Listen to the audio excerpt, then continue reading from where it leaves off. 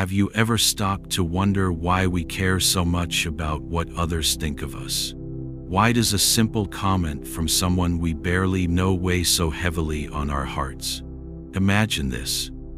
You meet a stranger who smiles at you, and suddenly, your entire day feels brighter. But if they frown or look away, your mind starts spinning with questions. What did I do wrong? Why don't they like me? This constant worry about others' opinions. Does it truly serve us? Or does it only cause unnecessary pain? Welcome to a journey of gentle discovery, where we will explore why thinking too much about others can hold us back from true peace and happiness. Dear friends, there are so many views on this channel, but only 0.2% of visitors subscribe. So please, don't forget to like, comment, share, and subscribe to our channel Wisdom Woven. Your support means more than you know and helps us bring these heartfelt messages to you and others who need them. In our busy lives, we often get caught in a web of thoughts where we try to please everyone and fear judgment. But what if there's a different way? What if the teachings of Buddhism offer us a path to freedom? Freedom from the tiring need for approval.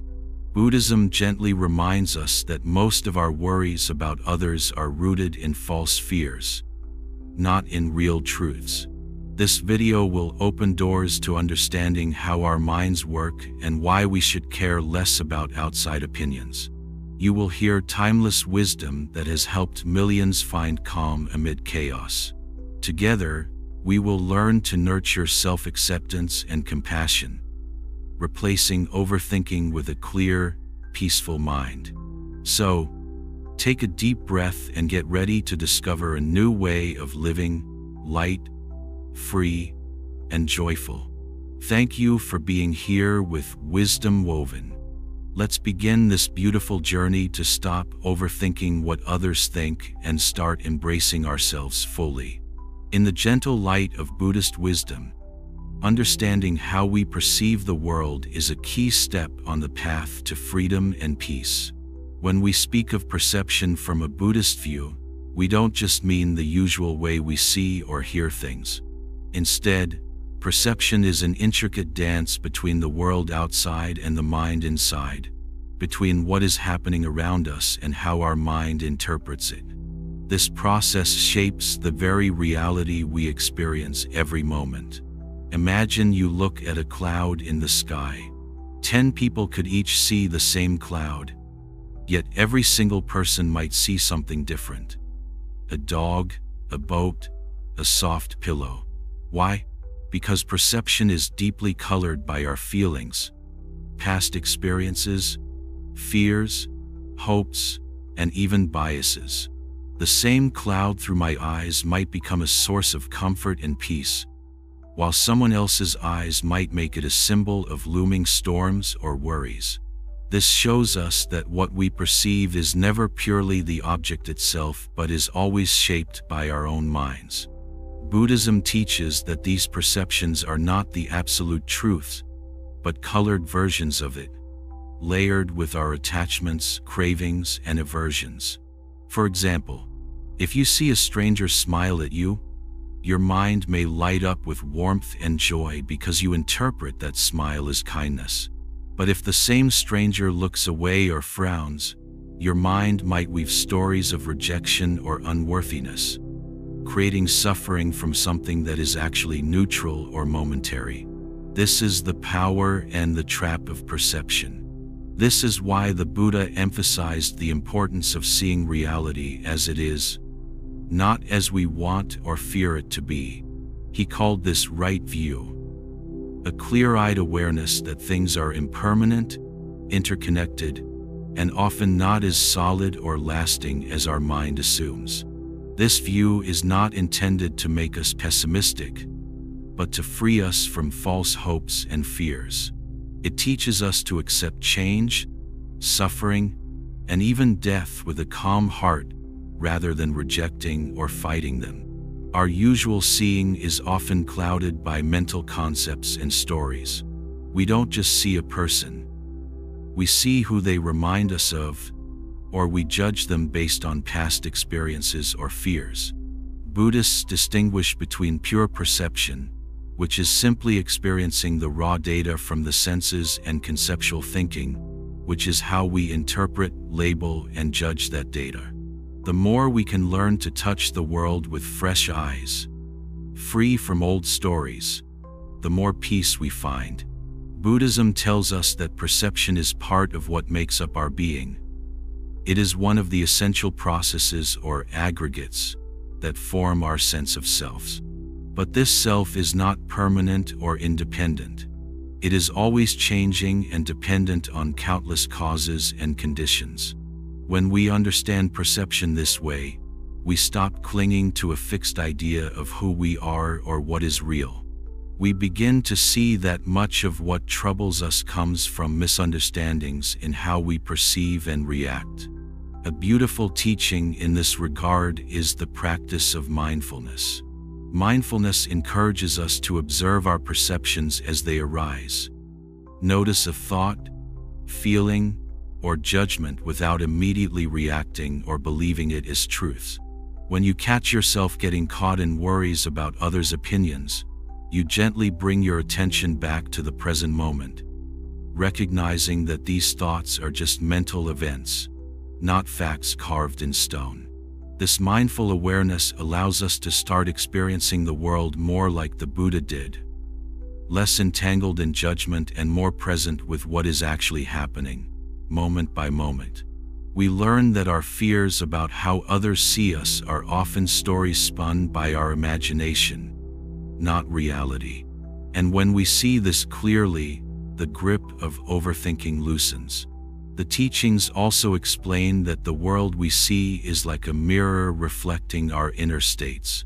If we are filled with kindness, patience, and openness, the world feels kinder and more welcoming. If we are anxious, judgmental, or fearful, the world appears harsh and hostile.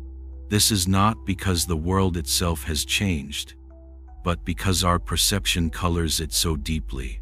Insight meditation practices help us probe even more deeply into the nature of perception itself, revealing the impermanence and empty quality of all things.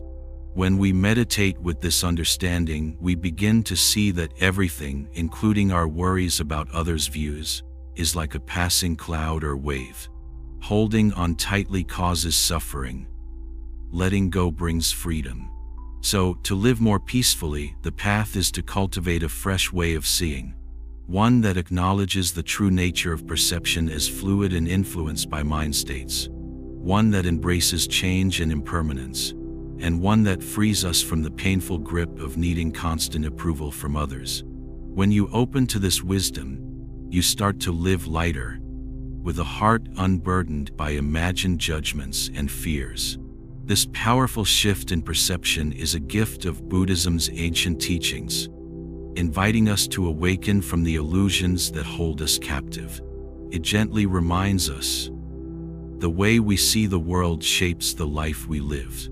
Choose to see with compassion, clarity, and kindness, especially toward yourself, and a new, peaceful reality unfolds from within. In the quiet space of your heart, let us explore together the nature of the self and identity through the gentle lens of Buddhism. This is a journey into understanding who we truly are beneath the ever-changing surface of thoughts, feelings, and social rules. Often we think of ourselves as a fixed me, a solid person with unchanging qualities and a clear-cut identity. But Buddhism invites us to hold that idea lightly, to look more deeply, and to see what really lies beneath. Imagine a river flowing. To one observer, the river seems a continuous, unchanging thing, always there, always the same. But when you look closer, the water is never the same from one moment to the next. It is always changing, always flowing. The river is a process, not a solid object. In the same way, Buddhism teaches that the self is not a fixed entity, but a flowing process made up of many parts: thoughts, feelings, sensations, memories, all changing every moment. This means that the you think you know so well is actually a collection of parts, all interacting and shifting. Sometimes you feel happy, sometimes sad, sometimes confident, sometimes uncertain. None of these states define your true self permanently. They come and go like waves on the ocean. Clinging to any one of them as me is like trying to grab water in your hand. It slips away, leaving a sense of frustration or loss. The Buddha used the term anatta or no self to point to this truth. Not to say that we do not exist, but to say that our usual way of seeing ourselves as a solid, separate self is mistaken. The self we cling to is an illusion created by our desires, fears, and habits. Recognizing this can be freeing because it means the many pressures we feel, the need to protect our image, to fit in, to avoid judgment, are not as solid or binding as they seem. When we understand that our identity is fluid and ever-changing, the fear of what others think begins to lose its power. After all, if there is no fixed me for others to judge or approve of, what is there really to fear? The constant worry about how we appear in their eyes becomes less relevant because we see that the me worrying is just a temporary pattern of thoughts and sensations. Buddhism also teaches that the self is deeply interconnected with everything around it. This means we are not isolated islands but parts of a vast, interwoven web of life. Our thoughts, emotions, and identities arise not just from inside but from our interactions with the world and other people. This interconnectedness shows us that rather than being fixed and separate, we are always in a state of becoming, shaped by relationships, experiences, and the natural flow of life. Understanding this can open your heart to greater compassion, not only for yourself but also for others. When you see that everyone is on this shifting, sometimes confusing river of identity, it becomes easier to be kind and patient. You realize that just as you struggle with who you are and what others think, so do they. This shared human experience can soften the sharp edges of judgment and comparison. In daily life, this teaching invites us to loosen the grip on our self-image and the stories we tell about who we are. You might notice the labels you often use. I am shy. I am not good enough. I must be perfect to be loved. These thoughts are just like passing clouds, not unchanging facts. Watching them come and go without identifying too strongly allows the true open self to emerge, one that is peaceful and free from unnecessary burdens. Meditation is a powerful tool to explore this fluid self. When you sit quietly and observe your thoughts and feelings without clinging or pushing them away, you begin to experience the self as a flowing process instead of a fixed object. This practice gently unwraps the layers of identity and reveals the spaciousness and freedom beneath. It is important to remember that recognizing no self does not mean losing yourself or becoming empty in a negative way. Rather, it means discovering a deeper, more authentic sense of being that is not confined by fears or the need for approval. This deeper self is not separate from the world. It is connected, open, and alive with compassion. So, when you find yourself caught in the endless loop of worrying about how others see you, remind yourself of this. You are not a solid thing to be judged or measured. You are a flowing river, changing and growing, perfectly imperfect and always becoming. Let this knowing gently dissolve the chains of overthinking and invite you into a lighter, more joyful way of living. In this truth, there is great peace. There is freedom. There is love for yourself just as you are, without needing to prove or protect anything. Embracing this deeper reality allows you to step out of the shadows of fear and into the radiant light of your true nature. And in doing so, You awaken to a life lived with authenticity, courage, and a heart wide open to the beauty of impermanence and connection. In the gentle rhythm of life, we often find ourselves shaped by the world around us. Its voices, its expectations, its silent judgments. This shaping comes from what Buddhism calls social conditioning. But what exactly is this social conditioning, and how does it influence the way we think and feel about others? Let us walk this path together with open hearts and simple understanding. From the moment we are born, we enter into a world full of people. Family, friends, teachers, neighbors, strangers. Each group carries its own ideas, its own rules about what is right and wrong, good and bad, acceptable and embarrassing. We learn these lessons slowly, almost like breathing air without noticing. We learn how to dress, how to speak, how to behave, and most importantly, what others might think if we do not follow these unwritten rules. This constant learning forms the foundation of our social conditioning. It is like soil in which seeds of self-image, fears, and desires take root. We begin to measure ourselves by the standards others set, often without awareness. We start believing that approval from others is necessary for our happiness and worthiness. This belief weaves itself deeply into our minds, making us sensitive to comments, glances, and silences. Think about a child who grows up hearing, "You must be clever to be loved," or "Only the best are worthy." These words are not just words. They become guiding stars or shadows that follow through life. Even as adults, these old lessons echo within us, making us anxious about failing, about not being enough. When we constantly wonder, "What do they think of me?" it is often the voice of this conditioning speaking loudly. Buddhism offers a gentle, enlightening perspective on this. It teaches us to see these patterns, not as permanent truths, but as habits of mind formed from repeated experiences and beliefs. These patterns are not who we are. They are like clouds passing in the vast sky of our consciousness.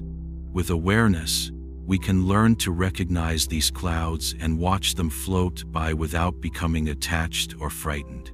One of the deepest realizations from Buddhism is that much of our suffering comes from clinging to these learned views, needing others' approval to feel secure and whole. When we grasp tightly to the desire to be seen in a certain way, we set ourselves up for suffering because, in truth, the world is always changing, people's opinions shift, and perfection is an illusion. By understanding social conditioning, we begin to untangle the knots that tie us to others' opinions. We start to notice automatic reactions like fear, jealousy, or pride as echoes from conditioning, not facts about reality.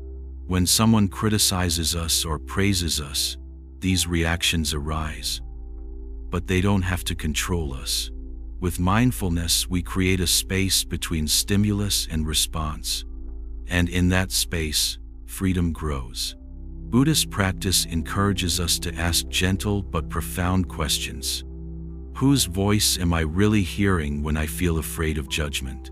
Is this my true self, or a reflection of old stories handed down from others? What happens if I let go of trying to please everyone? These questions invite curiosity rather than judgment, and the answers often bring surprising peace. We also learn that social conditioning is like a mask we wear to fit in, to belong. Masks can protect, but they can also hide. When the urge to be liked becomes too strong, it can hide our true selves and create distance between us and others.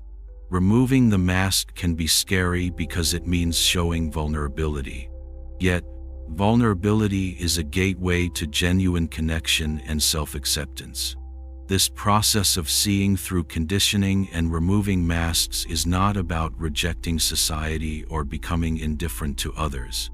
Rather, it is about finding a balanced way to relate, one where our actions come from understanding and kindness, not fear of rejection. We learn to engage with the world with honesty and courage, knowing that our worth does not depend on applause. As we journey deeper, compassion becomes a guiding light. Compassion for ourselves as we realize how deeply conditioned we are, and compassion for others who carry their own unseen burdens. Recognizing that everyone is shaped by their conditioning helps soften judgment and opens a path toward empathy and love. Buddhism offers simple but powerful tools to work with social conditioning: meditation, mindfulness, and reflection. Through meditation, we practice watching thoughts and feelings arise like clouds, without holding on to them. This helps us see that our reactions to others' opinions are not permanent truths but temporary events. Mindfulness in daily life strengthens this habit of awareness, helping us catch ourselves before getting lost in worry or comparison. In difficult moments, reflection on impermanence, the truth that everything changes, can be a balm. Opinions change, situations shift, and our feelings evolve. Holding tightly to any one thing, like the fear of judgment, only causes pain. Letting go and trusting the flow of life brings freedom. Ultimately, recognizing social conditioning is an act of awakening. It is learning to live from the heart center, not from fears planted by others. It means stepping out of the shadows of old patterns into the light of conscious choice. It is an invitation to live more fully, with kindness toward oneself and others, free from the heavy weights of imagined judgments. This wisdom does not come from force or willpower alone. It comes from gentle, patient practice, like watering a seed until it blooms. Every moment of awareness, every breath of acceptance, nurtures the beautiful unfolding of a life lived with clarity and peace. So, when you feel caught in the web of others' opinions, remember, it is just conditioning, not your true selves. You have the power to gently observe it, step back, and choose your own path. And in that choice lies the beginning of true freedom, the blossoming of your own unique, radiant light. In the quiet flow of our lives, we often find ourselves caught between the pain of suffering and the hope for relief. Buddhism beautifully teaches us about this experience through what is known as the Four Noble Truths. These truths are not just ancient words. They hold timeless wisdom that can gently guide us away from the heavy weight of worrying about what others think, toward a life of calm and freedom. Let us walk this path together with open hearts and tender understanding. The first noble truth is simple yet profound. Life includes suffering. This suffering is not just the obvious pain of injury or loss, but the subtle discomforts we carry within: fear, anxiety, sadness, dissatisfaction. When we worry about others' opinions, feel rejected, or try hard to please everyone, we are touching this deeper reality of suffering. We may not always call it suffering, but the restless mind that never feels enough, the heart that bends toward approval but feels lonely, these are the silent aches that Buddha pointed to. Understanding this truth kindly allows us to see that we are not alone in our struggle. Every person experiences suffering in many forms, and this common experience unites us with gentle empathy. Knowing this, we don't need to blame ourselves or feel broken. It is simply the nature of being human. This realization can bring a quiet relief, a softening inside us that says, it's okay to feel this, but it doesn't have to stay this way. The second noble truth explores the cause of suffering. Here lies the heart of the matter. Our suffering often arises from desire, attachment, and craving, things we long for or push away. When we constantly crave the approval of others, seeking their acceptance to feel worthy, we set ourselves on a fragile foundation. Because approval is unpredictable and out of our control, clinging to it leads to pain and insecurity. We become like a leaf tossed on a windy river, helplessly swayed by external forces. This craving can take many forms. Sometimes it is the desire to be liked, admired, or respected. Other times it's the fear of rejection, judgment, or being invisible. We might even cling to ideas about who we should be, how we ought to behave, or what others think is best for us. These attachments tighten chains around our hearts and make peace seem distant. Yet Buddhism lovingly tells us that these cravings are not permanent parts of us, but rather habits and patterns that can be understood and softened. The third noble truth offers hope. It is possible to end suffering. This is the invitation that brightens the shadows of worry and fear. By letting go of craving and attachment, by freeing ourselves from the grasp of needing constant external approval, peace can bloom like a lotus in still water. This does not mean that life suddenly becomes perfect or without challenges. Rather, it means that our relationship to these challenges transforms.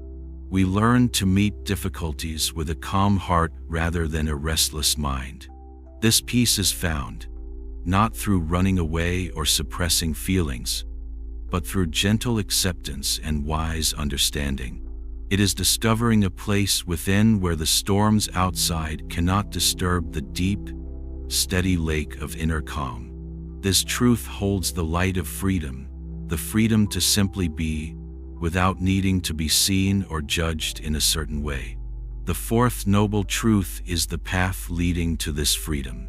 It is a practical way to untangle the knots of suffering and cultivate a life of mindfulness, kindness, and wisdom. Known as the Noble Eightfold Path, it guides us step by step toward balance, clarity, and compassion. This path invites us to live honestly in our actions, to speak with care, to cultivate thoughts of goodwill, and most importantly, to develop mindfulness and concentration. Mindfulness is especially precious here. It is the gentle art of paying attention to each moment without judgment. When overthinking about others arises, mindfulness helps us notice these thoughts as passing clouds, not solid truths. We learn to observe these worries without being swept away, to return again and again to the breath, the body, or simply the present. This practice softens the grip of fear and opens space for calm and clarity. Compassion walks hand in hand with mindfulness. As we cultivate compassion for ourselves, we gently ease the harsh judgments and fears inside.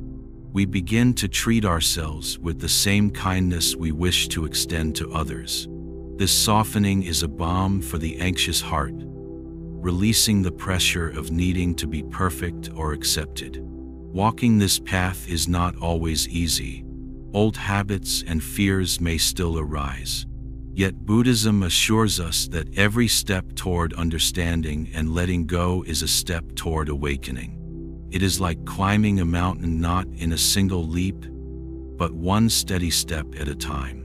With each breath, each moment of awareness, the weight of worrying about others lessens. The heart becomes lighter, freer, and more radiant. In daily life, this means blessing ourselves with patience. When you catch yourself tangled in "what do they think of me?" gently remind yourself of the Four Noble Truths. Recognize the suffering without judgment. Understand its causes. Open your heart to the possibility of peace, and take mindful steps on the path that leads there. This self-kindness is a gentle revolution, transforming the way you live and relate. Ultimately, the Four Noble Truths offer a profound but simple message. Suffering is part of life, but it is not our permanent fate. By growing in awareness and compassion, By releasing our need to control others' thoughts and embracing our true nature, we find a space of freedom and love. In this freedom, the loud voice of worry becomes a soft whisper, and the heart blooms with a joy beyond conditions. So, let this ancient wisdom be like a gentle teacher beside you today and always. Let it remind you that within you lies the power to step out of the shadows of fear about others' judgments and into the warm light of peace. With each mindful breath, with each compassionate thought, you move closer to a life filled with balance, grace, and authentic freedom. And that, dear friend, is truly the beautiful path of awakening. In the quiet space of your heart, let us gently explore two powerful forces that shape so much of our experience: attachment and aversion. In Buddhism, these are called the twin poisons because they have a way of quietly stirring up suffering and feeding the restless mind, especially when it comes to worrying about what others think of us. Yet, understanding them with kindness and wisdom can open the door to deep peace and freedom. Attachment is a graceful, yet sometimes tricky feeling, the sense of holding onto something with hope or desire. It might be the wish to be praised, loved, or accepted by others. Maybe you find yourself clinging to compliments, or desperately wanting others to see you as successful, kind, or perfect. This attachment often comes from a natural human longing for connection and belonging, which is beautiful in itself. But when attachment grows too strong, it can become a burden. It makes us afraid to lose what we have or what we believe we need. We start to build fragile castles on the sand of others' approval. And when the tide turns, sadness and fear wash over us. Aversion is the other side of the coin, the feeling of pushing away, avoiding, or disliking something because it causes discomfort. Perhaps it is a harsh word, rejection, criticism, or the sense of being ignored. Aversion causes us to turn away from what we do not want to face, both in others and in ourselves. It's like trying to shut a door hard against a cold wind, hoping to keep out the discomfort. But the door doesn't always hold, and the coldness lingers inside in other ways. Aversion can also trap us, because resisting unpleasant feelings often makes them louder and more painful. Together, attachment and aversion create a cycle that leads to overthinking and distress. We want others to like us, so we cling to their good opinions and avoid their criticism. But when criticism comes, aversion reacts with fear or anger. Our mind spins stories. They don't like me. I'm not good enough. This cycle grows, feeding itself like a fire that can be hard to calm down. Buddhism invites us to meet these feelings not with judgment or struggle, but with gentle awareness. Imagine watching a child throwing a tantrum. Frustration is natural, but responding with anger only makes it worse. Instead, we watch with patience and kindness, knowing the storm will pass. Similarly, when attachment or aversion arise, like a craving for praise or a fear of rejection, we learn to observe them closely.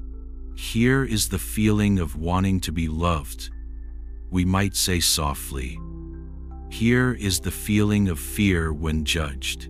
Naming these feelings and seeing them as passing waves helps us not to get caught in their pull. This practice is like shining a warm, gentle light into a dark room. Suddenly, what was frightening looks familiar and manageable. We begin to realize that both attachment and aversion, though powerful, do not have to control us.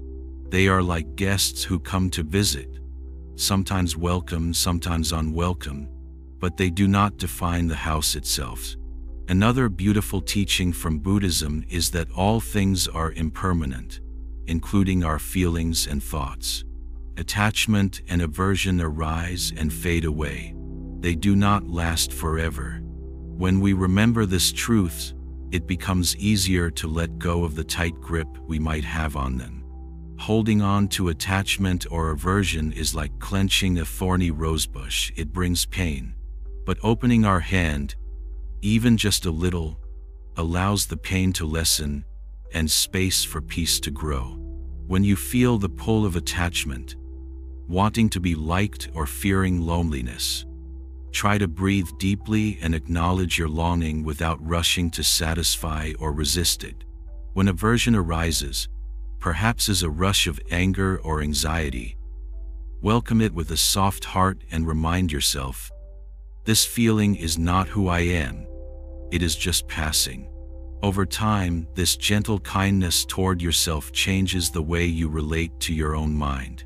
In daily life, you may notice how attachment and aversion shape your relationships. Sometimes we expect others to act a certain way to feel comfortable, and when they don't, disappointment or resentment bubbles up. Other times, we hide parts of ourselves to avoid rejection, which creates barriers between us and those we care about. Buddhism teaches that true freedom does not come from controlling others or avoiding discomfort, but from meeting life with openness, honesty, and a heart willing to embrace imperfection. This does not mean becoming indifferent or uncaring. On the contrary, it means loving more deeply, not less. When we are free from the chains of attachment and aversion, we are more present. We listen without judgment, speak without fear, and act from genuine compassion rather than need or avoidance. In this place, our relationships become richer and more authentic. One practical way to nurture this freedom is through meditation, especially mindfulness and loving kindness practices. In mindfulness, you learn to befriend your feelings of attachment and aversion by simply noticing them. In loving kindness meditation, you invite a warm wish for happiness and freedom, first for yourself and then for others, even those who may judge or criticize you. This practice gently softens the sharp edges of fear and craving. The path of releasing attachment and aversion is a journey, not a quick fix. It grows with patience and simple acts of turning inward with love. Each moment you notice these feelings without reacting, you build a wellspring of inner peace. Each breath rooted in acceptance teaches your heart to be calm in the face of life's uncertainties. Remember, life is like the ocean, sometimes calm, sometimes stormy. Attachment and aversion are like winds that stir the waves, but your true nature is like the vast, deep water beneath, still, steady, and wide enough to hold all the changing weather. With gentle awareness and kindness, you can learn to rest in this deep water, no longer tossed about by the urges that feed suffering. So, when you find yourself entangled in worries about others' opinions or overwhelmed by the need to be accepted and loved, pause, breathe. Meet your feelings of attachment and aversion with a soft gaze. Acknowledge that they are natural but not the whole story. In time, the tight knots they create will loosen, and a clear, peaceful heart will emerge. You are not alone on this path. Many have stood where you stand, carried by the same twin poisons, and have found their way to freedom through patience, compassion, and understanding. Trust that within you lies that same strength and wisdom. Each moment you open your heart to this truth, you weave a little more peace into the tapestry of your life. Let us continue walking this path gently, step by step, with courage and love, knowing that the twin poisons, though powerful, are no match for the warm light of mindful awareness and a compassionate heart. In this knowing, fear fades, and joy blooms, quietly and beautifully, from within. In the stillness of this moment, let us gently explore the beautiful path of mindfulness, a way of living that can open doors to deep peace, especially when our minds are tangled in thoughts about what others might be thinking. Mindfulness, in the teachings of Buddhism, is a simple but powerful practice. It is the art of paying attention, fully and kindly, to the present moment without rushing away, judging, or trying to change what is happening. You may wonder, what does it really mean to be mindful? It means becoming a gentle witness to your experience. The thoughts swirling in your mind, the feelings rising in your heart, the sensations in your body, without getting caught up in stories or worries.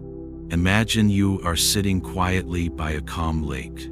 Your thoughts are like leaves floating on the water's surface, moving along with the gentle current. Instead of grabbing the leaves or pushing them away, you watch them with curiosity and calm, allowing them to come and go. Why is this important when it comes to worrying about others and what they think? Because our minds are often filled with imagined scenes and conversations, rewinding moments or anxious about things that have not even happened yet. We might catch ourselves replaying a comment someone made or imagining their judgment. And before we know it, a storm of self-doubt and fear brews inside. Mindfulness offers a way out of this storm by bringing us back to what is true, in this very moment. When we practice mindfulness, we begin by noticing these thoughts and feelings as they arise. For example, if you find yourself thinking, "What if they don't like me?" you gently acknowledge this thought with kindness, saying in your heart, "Here is a thought about fear of rejection." You don't push this thought away or chase after it. You simply observe it. By doing this, you create a small space between yourself and your thoughts, recognizing they are just that, thoughts, not facts. This tiny space is like a breath of fresh air for the heart. Instead of being swept up by anxious waves, you remain steady and calm. Over time, this practice weakens the power of overthinking and frees you from the trap of needing constant approval. The fears about others' opinions lose their grip because you see them more clearly and understand they do not need to control your happiness. Mindfulness also teaches us that our feelings are natural visitors, sometimes comfortable, sometimes uncomfortable, but all temporary. When you notice feelings of shame, anxiety, or worry about judgment, mindfulness allows you to sit with these emotions gently, without resisting or judging yourself for having them. This kind acceptance softens the sharp edges of suffering and nourishes a tender relationship with your own heart. There is a special magic in simply being present with ourselves. When we stop trying to fix or escape our feelings and instead welcome them like old friends, we discover that beneath the nervous thoughts and upset, there is a quiet center, a place of calm and clarity that is always available. This peaceful space is like a warm hearth inside, steady and inviting. Through mindfulness, we also become more aware of what is happening in our bodies.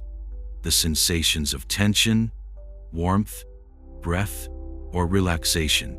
Our bodies are often the first to carry the stress of worrying about others. By paying kind attention to these feelings, we can gently release tension and reconnect with a natural state of ease.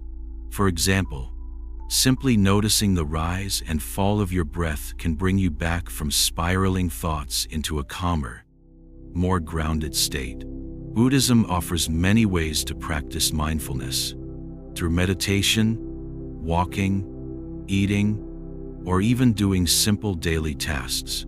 The essence is the same: living with full attention and gentle presence, moment by moment.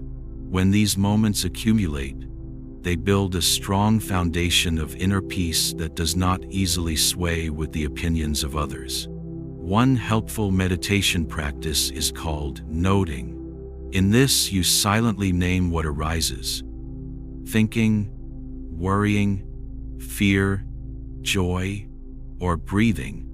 By naming these experiences, you invite clarity and distance from them. This gentle labeling calms the busy mind and reminds you that these experiences are passing events, not permanent realities. Practicing mindfulness can also soften our views of others. When we listen to them fully and learn to tune in without judgment or distraction, we begin to see their own struggles and fears, just like our own.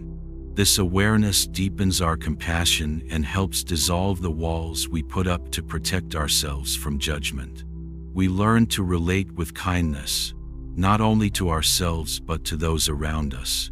It is natural to feel uneasy or restless at first when beginning mindfulness practice, especially if your mind is very busy or anxious.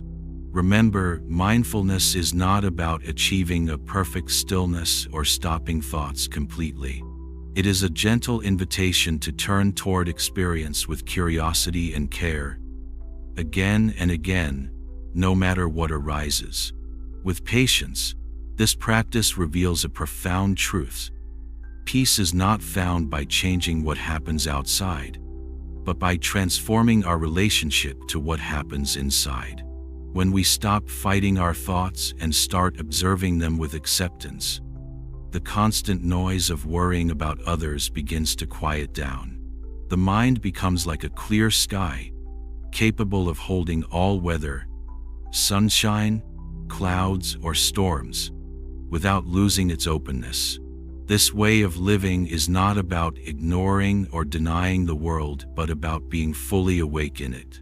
Mindfulness strengthens the courageous heart that can face criticism, misunderstandings, and fears without falling apart. It builds resilience so that when challenges come, you stand rooted in your own worth, not swayed by external approval. In this space of mindfulness, you find your true freedom. You no longer live as a captive to imagined judgments or worries about how others see you. Instead, you carry your heart gently and openly, embracing yourself as you are, a unique and precious expression of life. So, when you notice your mind swirling with thoughts about others, pause and invite mindfulness in. Breathe deeply and bring your attention to the present. Watch your thoughts with kindness, breathe through your feelings, and rest in the calm space within. With this practice, the heavy weight of overthinking lifts, and your heart breathes free again. Continue walking this path with patience and love. Each mindful moment is a seed planted in the garden of your peace.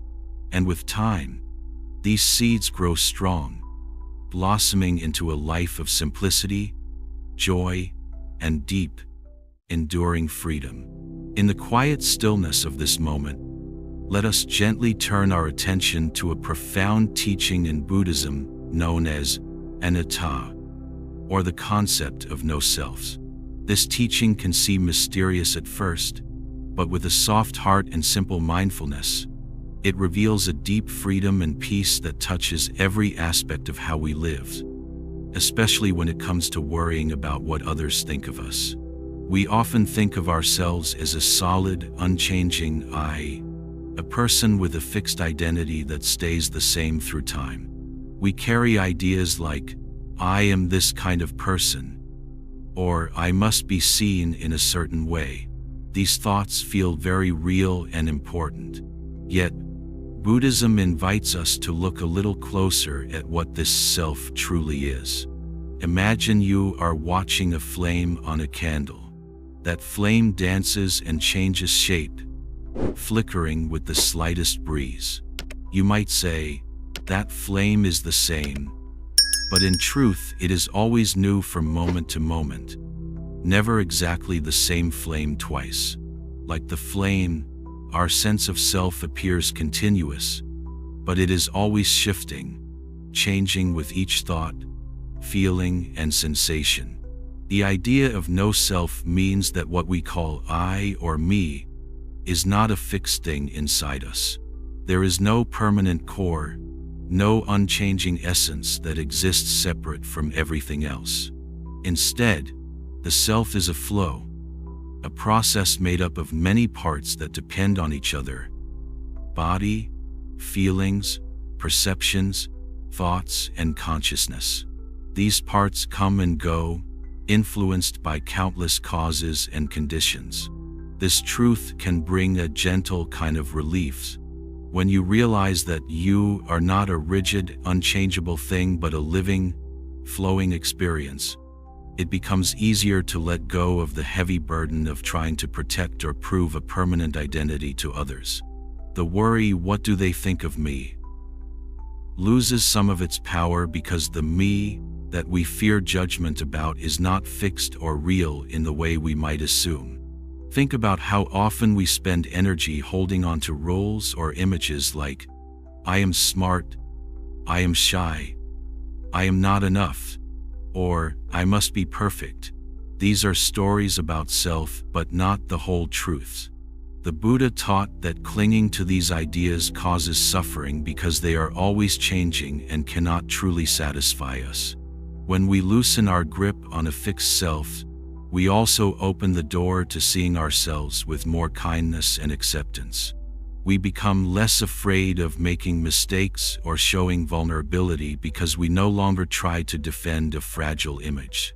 We begin to understand that we are simply human beings, moving through life with all its ups and downs, not prisoners to judgments, fears, or expectations.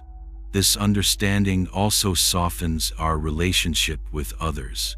Realizing that everyone else also lives with a changing sense of self, full of their own fears and hopes, helps us feel connected rather than separate. Compassion grows naturally because we see that the struggles we have with identity and acceptance are part of a shared human experience. In daily life, this teaching can be practiced by observing your experience with gentle curiosity. Notice how thoughts about who you are appear and disappear, like clouds in the sky. Watch feelings and moods rise and fall. When you catch yourself thinking, "I am this," or "I am that," gently remind yourself that these are just passing moments, not permanent facts. Meditation is a wonderful way to explore the nature of no-self. Sitting quietly, you can follow the flow of sensations, thoughts, and feelings without clinging to them. You may realize that the sense of I arises from these changing experiences but is not something solid to grasp. This awakening is subtle but deeply liberating. Far from making you feel lost or empty, understanding no-self helps you discover the spaciousness and freedom at the heart of your being. Like the sky holds all weather without being touched by it, your true nature is vast, open, and free from the small fears and anxieties that cloud your mind. When worries arise about how others see you, remember this teaching. The you they might judge is an ever-changing pattern of thoughts and feelings, not a permanent self. This perspective invites you to let go of the need for constant approval and to rest in a more natural, peaceful way of being. Living with the awareness of no-self is a gradual unfolding. Moments of clarity will come and go, but each time you remember this truth, your heart grows lighter and your mind becomes more still. Over time, the chains of overthinking about others loosen, allowing authentic freedom to bloom. This teaching does not mean isolating yourself or caring less about others. Instead, it encourages you to relate to the world from a place of fullness and openness, free from the burden of defending a fixed identity. You engage with others more genuinely because you are not hiding behind fears or expectations. So, as you move forward, invite the gentle wisdom of no-self into your life. When you hear the voice of worry, "Do they like me?" or "Am I enough?" pause and breathe. Feel the truth that you are more than these fleeting thoughts. Embrace the fluid, beautiful mystery that you are always becoming, never fixed, always unique. In this knowing lies great peace. There is the freedom to be yourself without fear. There is kindness for all parts of you, the strong and the fragile. There is a quiet joy in simply being alive, connected to all life, flowing like a river unbound. May this understanding shine softly in your heart as you continue on the path, weaving together wisdom and compassion, and shedding the weight of overthinking what others might think. Your true self, like the gentle wind and the open sky, is free and full of light. In the gentle embrace of understanding, let us now explore a beautiful and transformative quality that Buddhism holds dear: compassion. Compassion, at its heart, is simply kindness in action. A tender caring that blossoms when we truly see the suffering of ourselves and others. Especially when it comes to the restless mind caught in worries about what others think, compassion becomes a soothing balm and a guiding light that can heal and free us. When we overthink about others, it is often because we have pain inside, a quiet fear of not being enough, not being loved or accepted. This fear may make us harsh critics of ourselves. We might replay conversations, analyze our actions, or imagine judgment, all spinning a web of anxiety.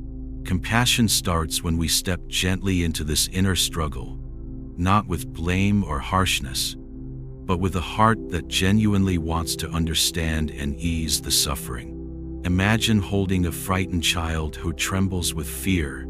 You wouldn't scold or push them away. Instead, you would soften, offer warmth, and let them know they are safe. Buddhism teaches that compassion begins with ourselves.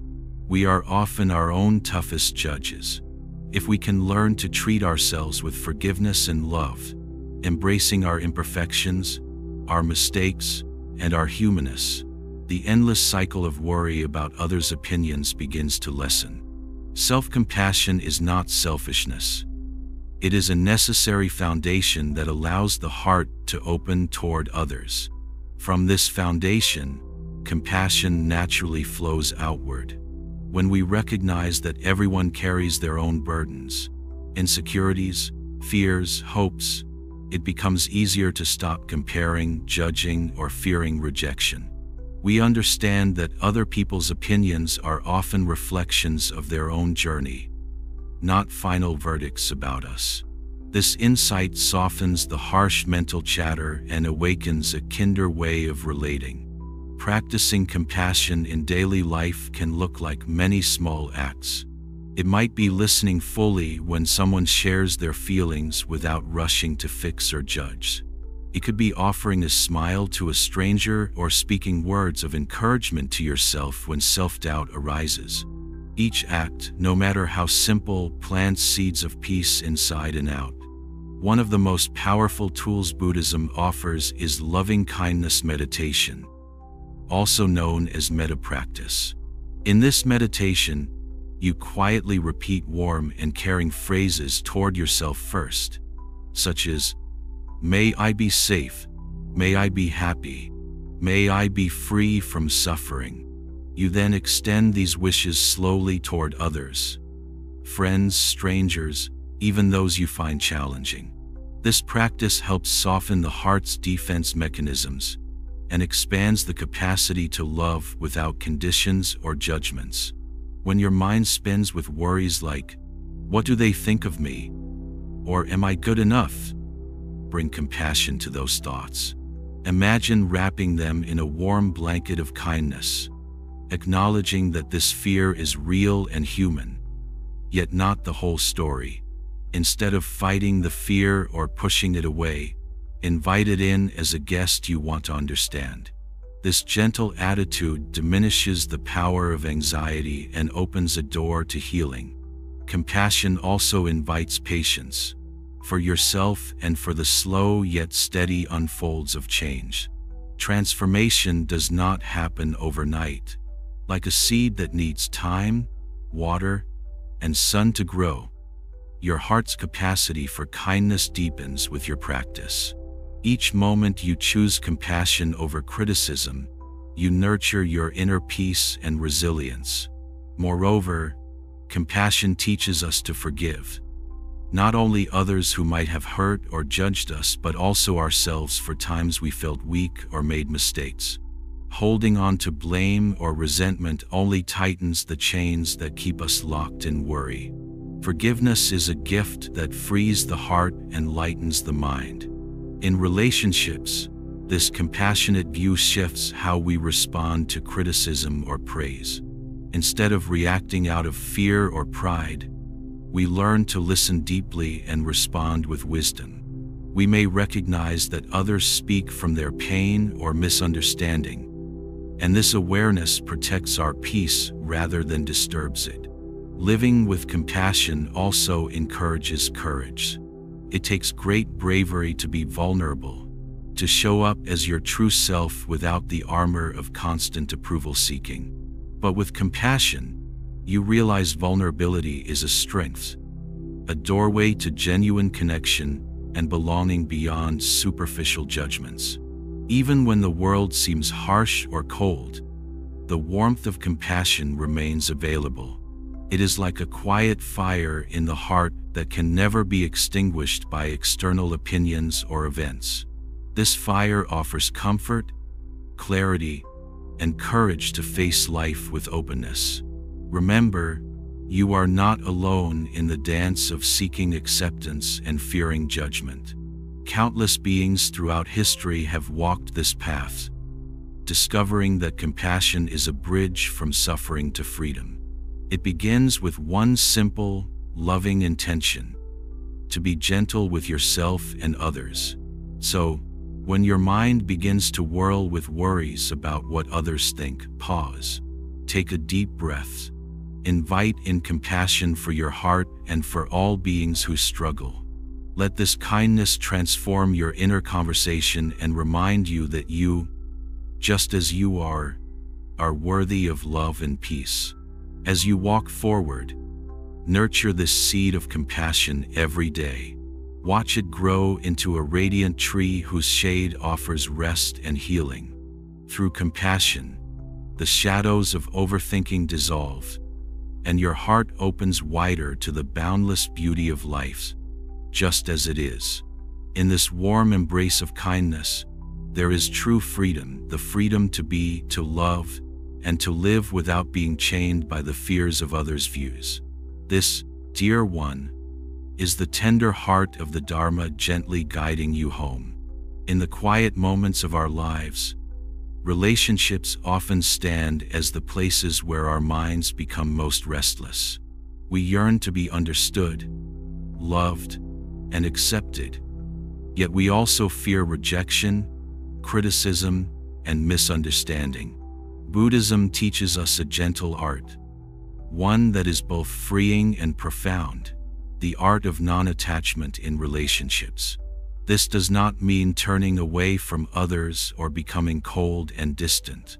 Rather, it is about embracing connection with an open heart while freeing ourselves from the chains of clinging, fear, and neediness. Think about how often in relationships, whether with family, friends, or even strangers, we carry expectations. We hope people will treat us a certain way, respond with approval, or fill some gap inside us. When those expectations go unmet, pain arises, and our minds become entangled in worry. Why did they act this way? What do they truly think of me? Am I enough for them? This clinging to how things should be becomes a source of suffering, twisting the joy that genuine connection can bring. Buddhism encourages us to pause and reflect deeply. What happens when we hold too tightly onto needing others' approval or love? What if we could loosen our grip, not by pushing others away but by gently letting go of our attachments to outcomes? This is the heart of non-attachment, not rejection, but freedom. Non-attachment means accepting people and situations as they are, not as we wish them to be. It means loving without conditions, without the heavy weight of if only. When we practice non-attachment in relationships, we begin to see others clearly, without the blur of our fears and desires coloring them. We discover that people are ever-changing, just like us, and that relationships are like rivers, constantly flowing, shifting, and evolving. This practice does not deny the natural human need for connection. Instead, it honors it while also recognizing that our happiness should not depend solely on others' reactions. In this way, non-attachment protects the heart from the sharp barbs of criticism and disappointment.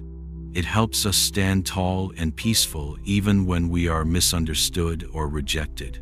To cultivate non-attachment, we first become mindful of our own patterns in relationships. Notice the moments when your heart tightens, perhaps when someone says something that feels like a slight, or when you worry what they might think. Lean into this mindfulness with kindness. See these feelings not as enemies but as visitors, signals pointing to where the mind is holding too tightly. Releasing attachment is like opening a clenched fist gradually. It takes patience and courage. The fears at first might feel overwhelming. If I let go, will they leave? Will I be lost without their approval? Yet, with tender practice, you find that the heart grows stronger and more spacious as it lets go.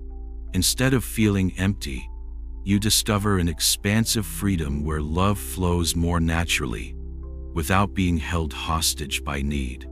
Another beautiful aspect of practicing non-attachment in relationships is the cultivation of presence.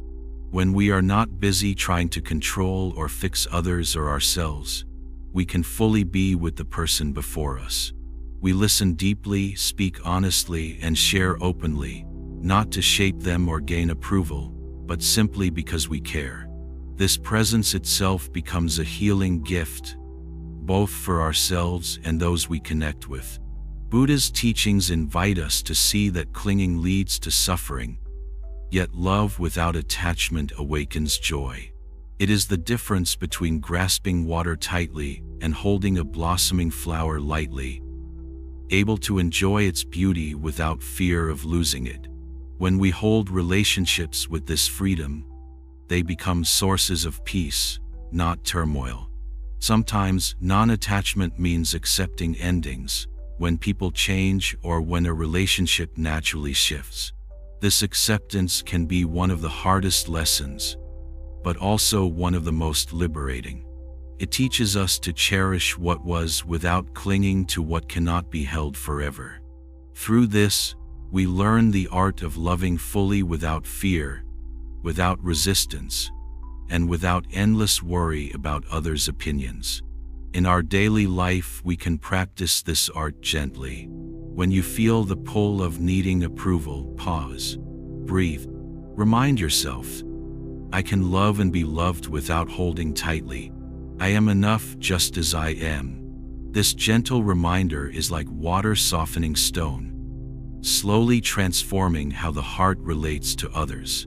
Non-attachment also invites forgiveness of ourselves and others. When a loved one disappoints us, or when we falter in our efforts to connect, forgiveness opens the door to healing and release.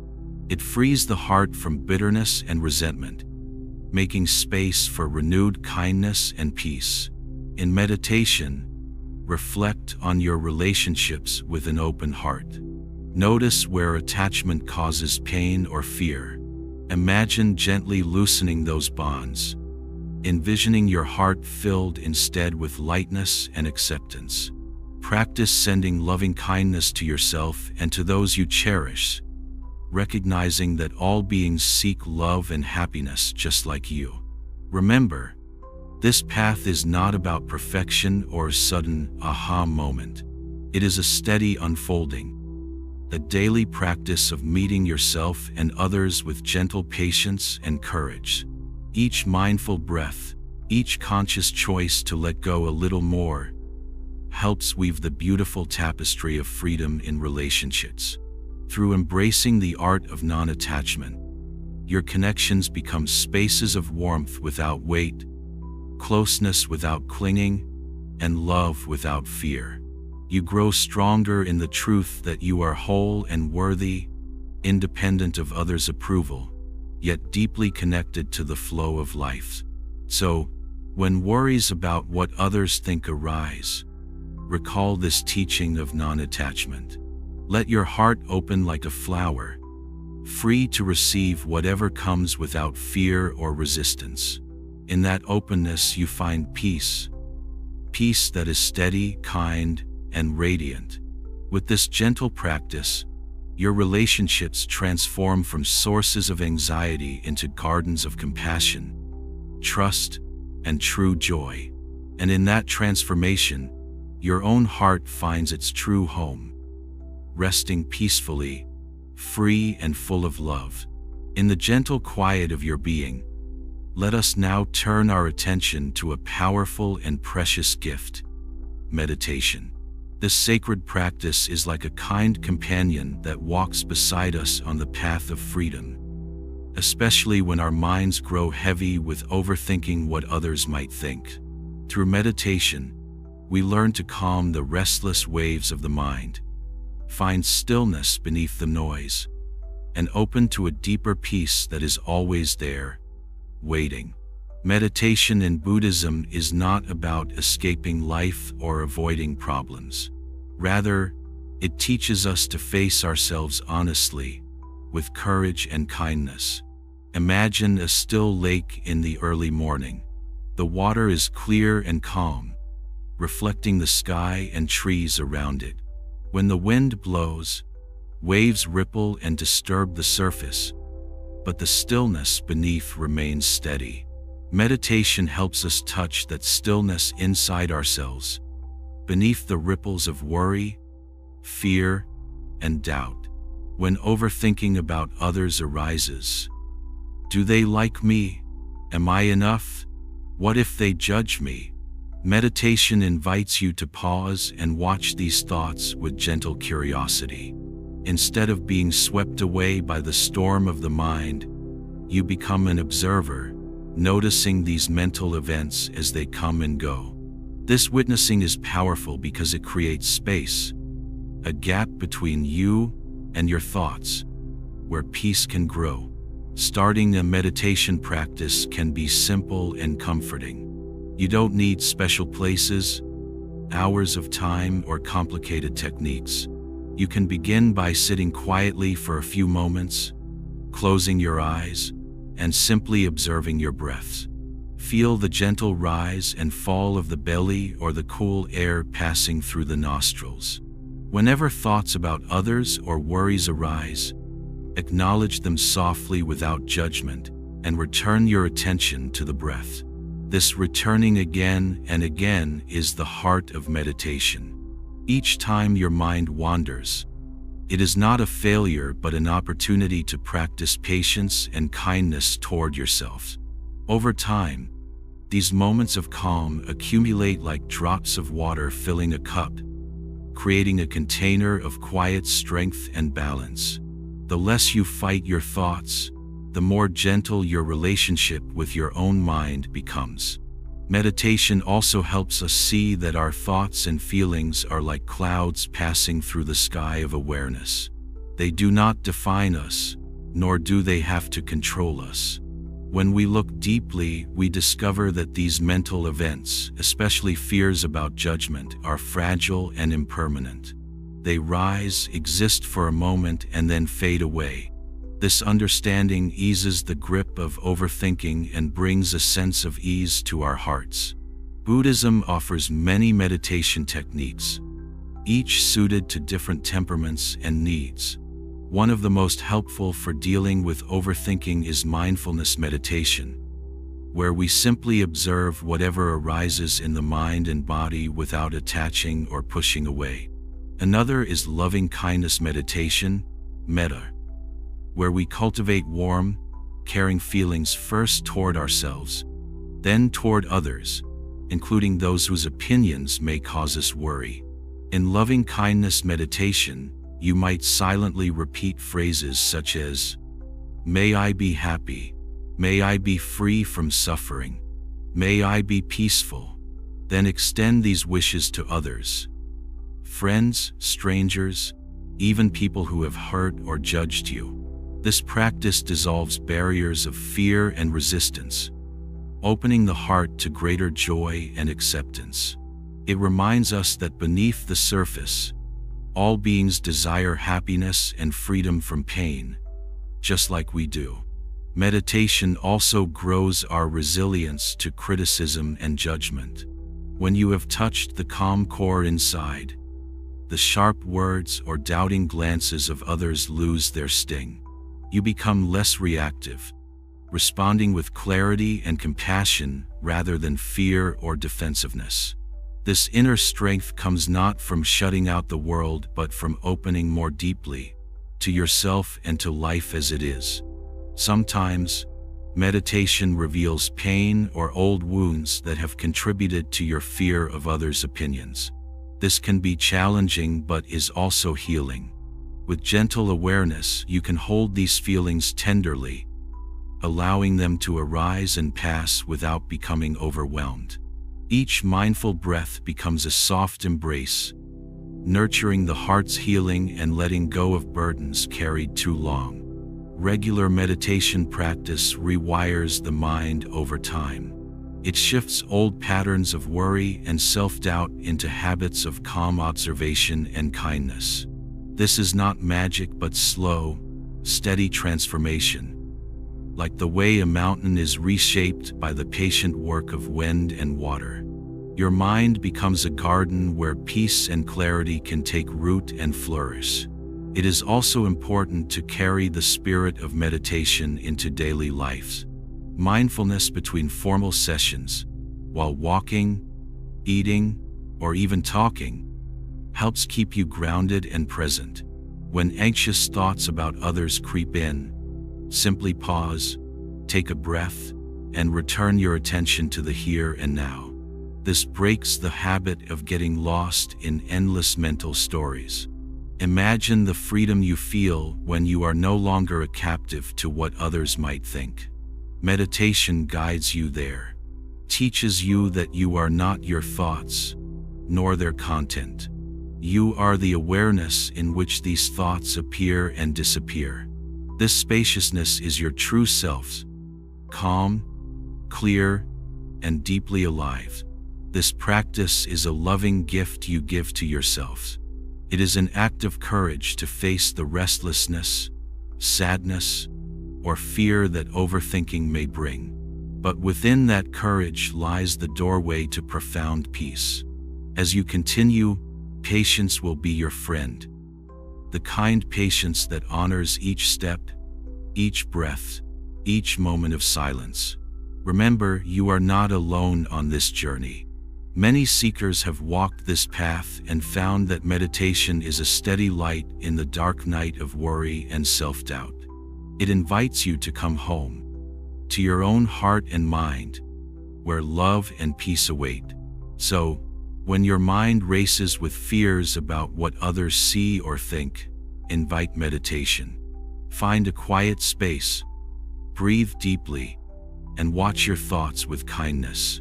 Let each breath remind you, here and now is enough. You are enough. The peace you seek within the noise is yours always to discover.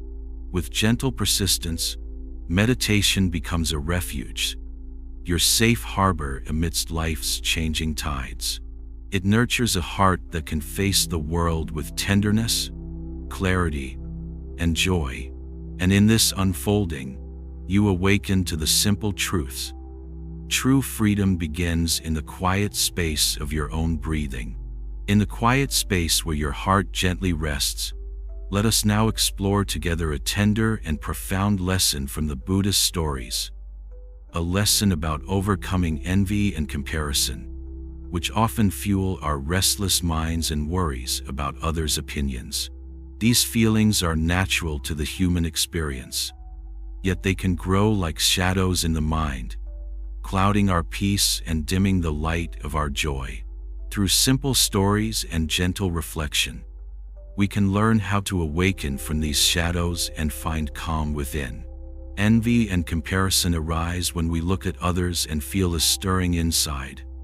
Sometimes a quiet longing for what they have, sometimes a sharp ache of feeling less or unfairly treated. We might compare our talents, our looks, our success, or even how we are loved and accepted. This comparison often makes the heart restless, leading us to think, why am I not enough? Why don't I have what they do? What do others think of me because of this? One ancient Buddhist story beautifully speaks to the sorrow of comparison. There was a young monk who was troubled by jealousy whenever he heard praise for another. He thought, why am I not as wise or kind as them? Why do others admire them more? In his heart, he carried a heavy burden of inferiority and envy, which disturbed his peace and made him restless in his practice.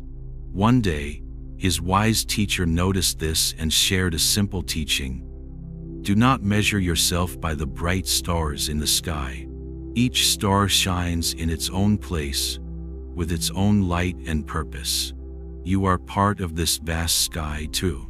When you try to outshine the stars, you miss the beauty of your own light.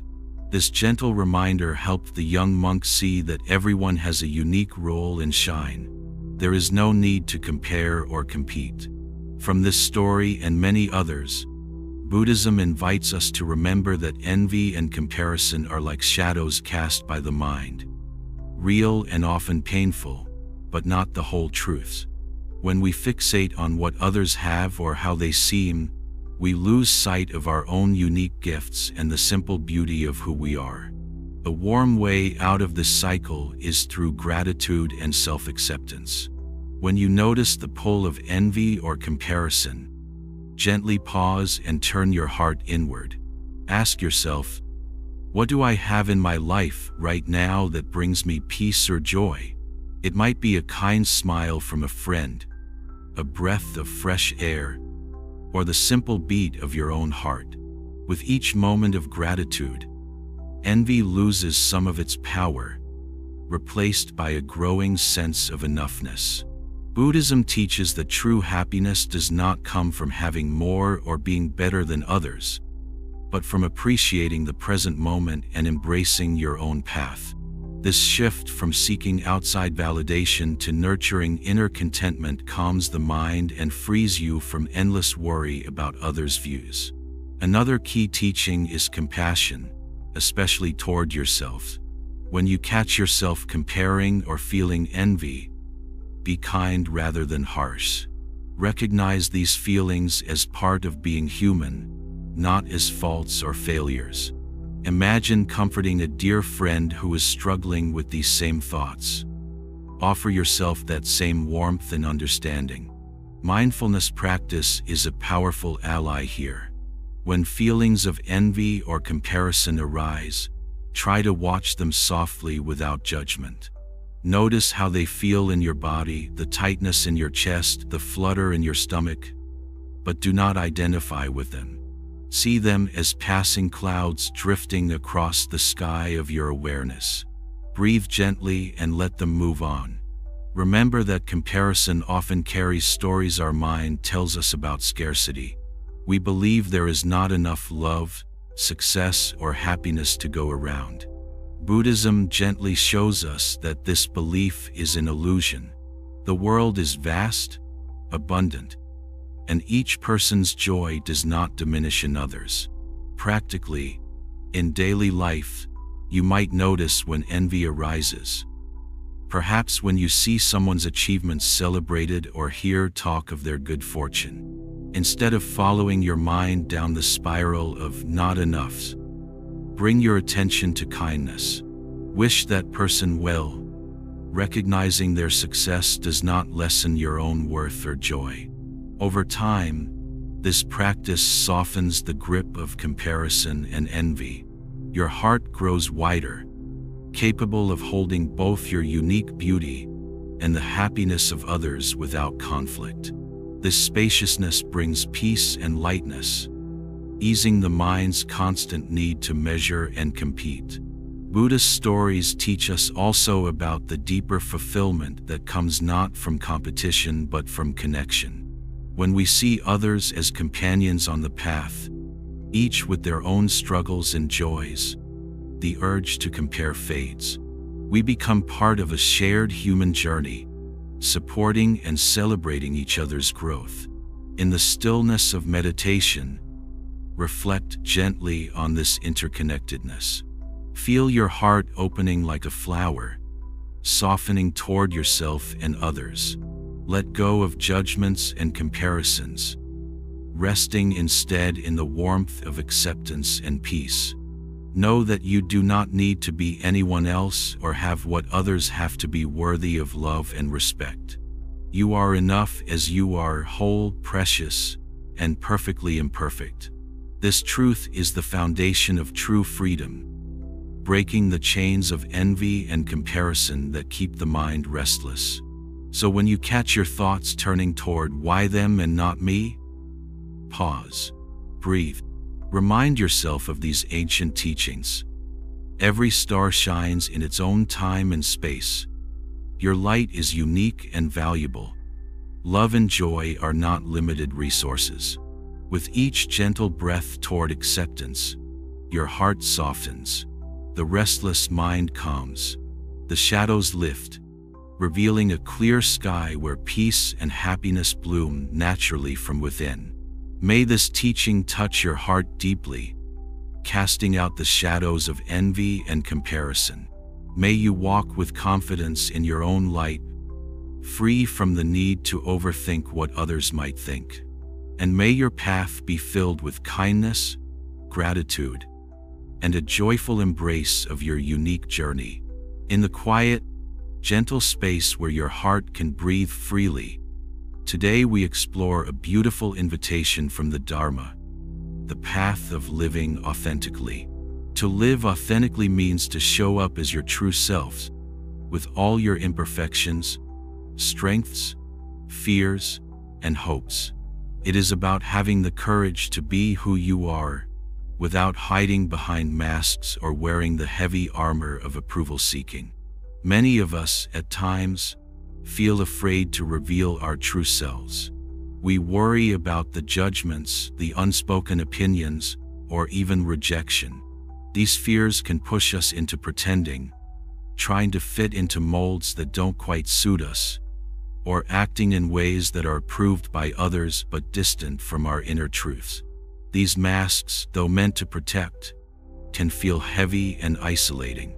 They separate us from our own hearts and from genuine connection with others. Buddhism offers a gently illuminating path that guides us back to ourselves. The teachings remind us that our true nature is not something to be found outside of us, but something we already possess, like a precious seed waiting patiently to grow. Authentic living is about tending to that seed with kindness and courage, allowing it to open in its own time and way. To live authentically begins with self-acceptance. This means embracing all parts of yourselves, the light and the shadow, the confidence and the doubt, the joy and the sorrow. When you accept yourself wholly, the need to constantly ask, "What do they think of me?" begins to soften because your sense of worth is not dependent on external validation. Self-acceptance is like a warm blanket that comforts the weary heart, providing a safe place to be as you are.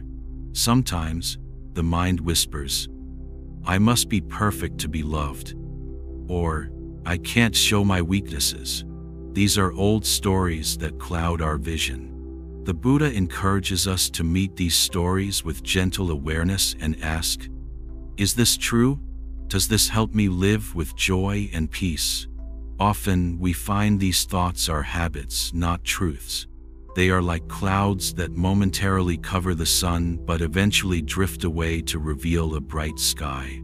When fear arises about showing your authentic self, Buddhism teaches that courage is not the absence of fear but the willingness to move forward despite it. Every step taken with honest intention is a step toward freedom. Think of the bravery it takes for a flower to bloom amidst a rocky surface. It is not perfect nor flawless, but it is true to its own nature. You too can bloom fully, freely, beautifully, by trusting the inner unfolding of who you are. Living authentically also means allowing vulnerability to be a strength. It is the openness to be seen, to be heard, and to connect from the heart. Vulnerability can feel risky, yet it is the bridge to true intimacy and belonging. When you bring your whole self to relationships, without pretense or masks, you invite others to do the same.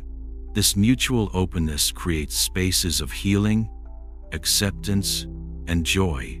Buddhism gently reminds us that all beings desire happiness and to be loved just as they are. When you honor your authentic self, you also honor others in their uniqueness. You stop comparing yourself or worrying about opinions, and instead, you see the beauty of each person's unfolding journey. This creates a circle of kindness and respect that nourishes the heart deeply.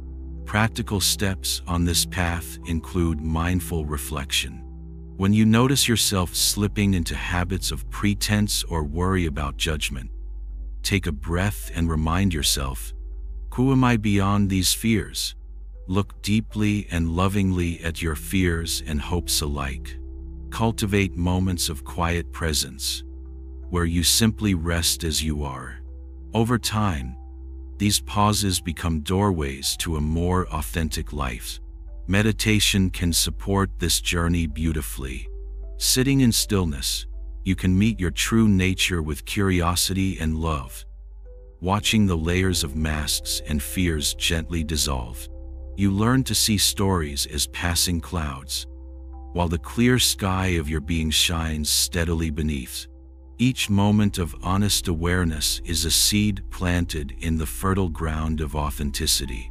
There may be times when the world challenges you for being true to yourself. It may not always be easy, and doubt may creep in. Yet, the path of authenticity is also a path of peace. When you no longer live to please others but live from the center of your own heart, you find a freedom that no judgment can touch. This freedom is steady and deep like the roots of a great tree. Remember, authenticity does not mean perfection or having all the answers. It means being real, present, and kind to yourself along the way. It means embracing your unique ways of experiencing and expressing life.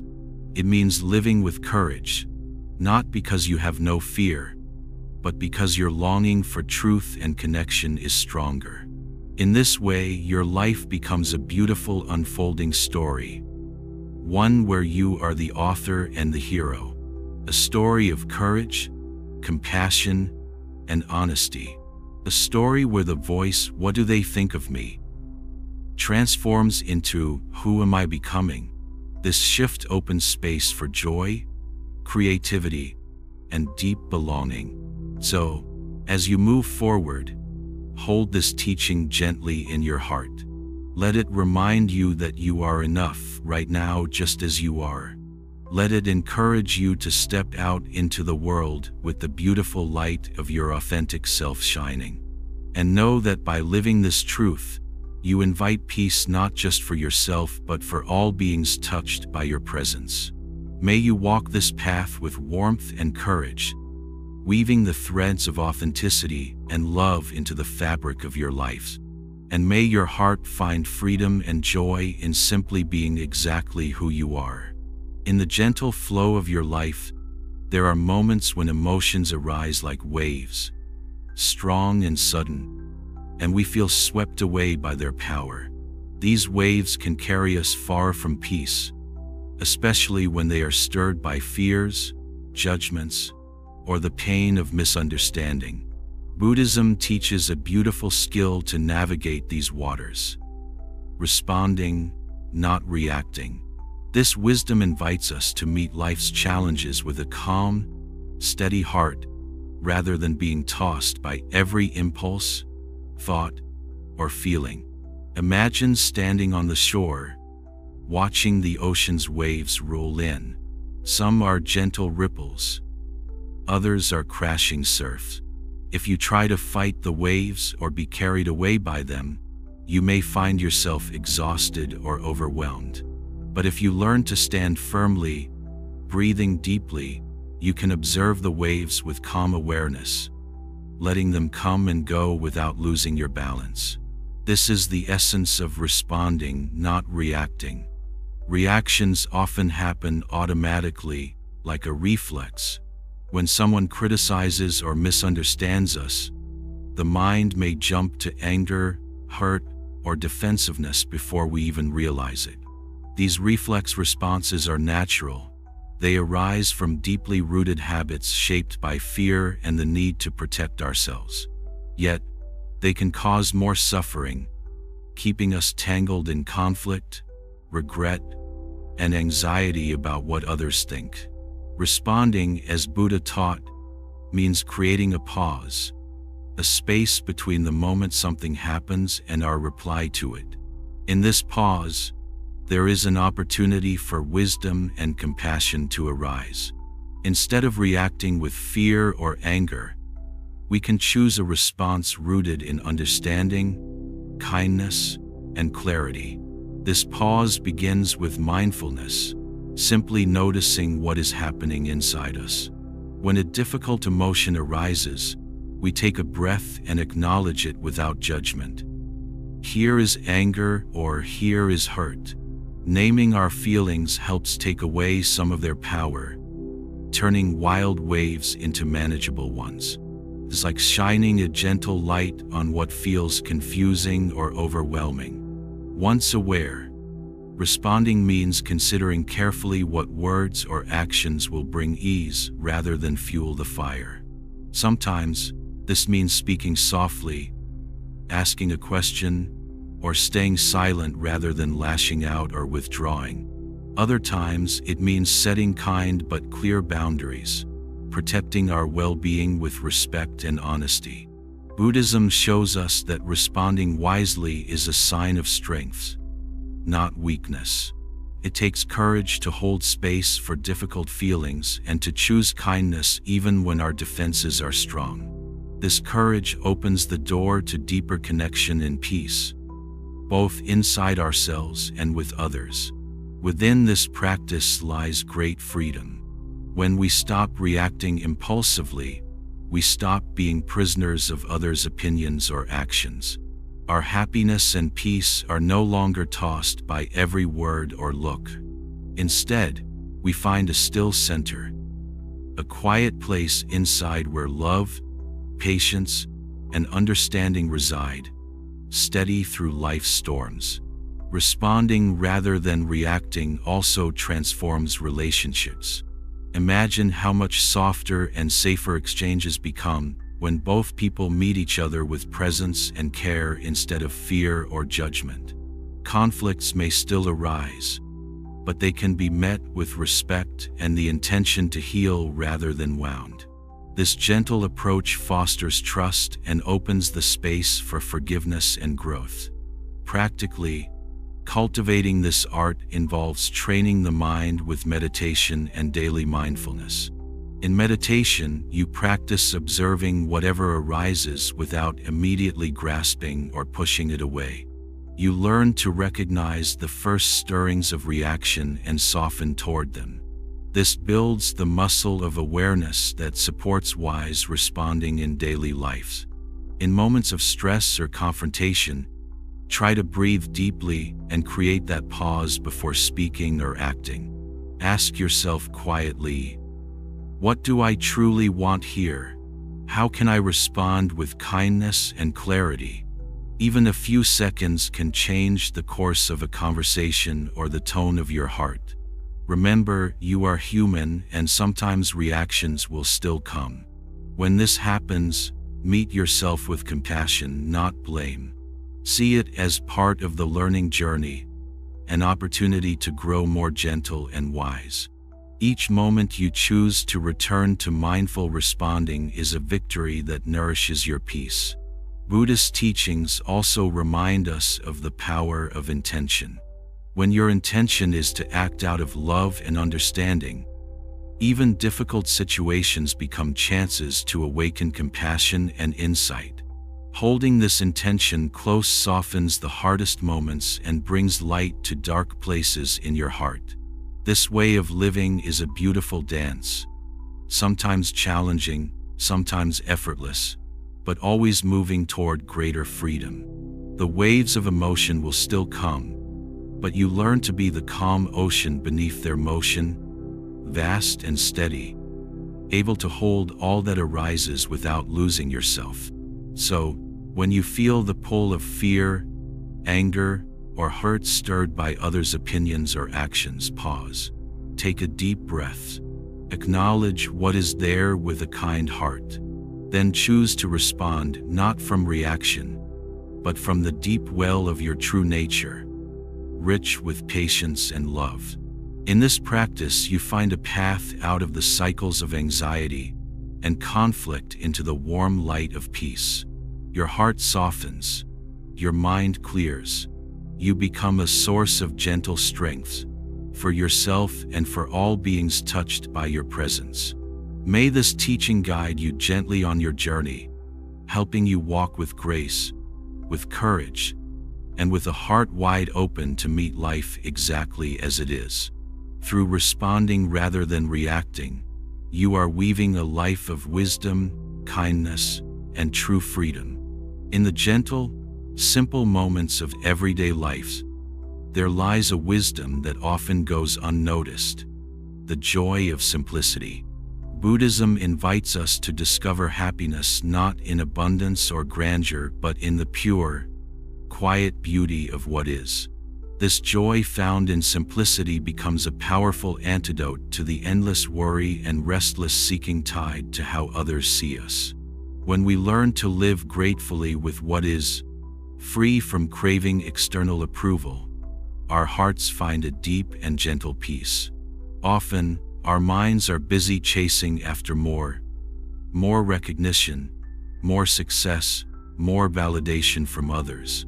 We believe that if we get enough praise, if we fit enough into certain roles or expectations, then we will feel worthy and happy.